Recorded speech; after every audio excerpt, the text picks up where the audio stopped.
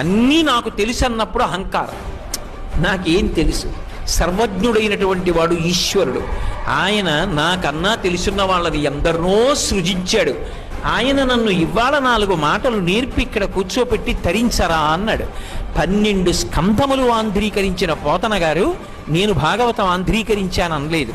నేను భాగవతం ఎందుకు రాస్తున్నాను అంటే నా పాపం పోవడానికి నా చేత పరమేశ్వరుడు భాగవతం రాయించాడన్నాడు. కోటేశ్వరరావు ఎందుకు ప్రవచనం చేస్తున్నాడంటే నేను వెళ్ళి శ్రీశైలంలో ప్రవచనం చేశానని గొప్పలు చెప్పుకోవడానికి అనకూడదు.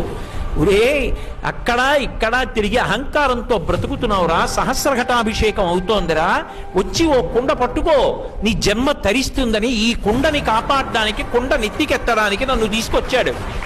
ఈ కుండ నెత్తి మీద పెట్టుకుంటే నిన్ను నెత్తి మీద పెట్టుకుంటాను రా అని చెప్తే రాడని, ప్రవచనం అంటే పెద్ద తెలుసున్న మొనగాళ్ళ వస్తాడని తీసుకొచ్చాడు. తీసుకొచ్చి 3 రోజులు నా చేత దర్శనమిచ్చి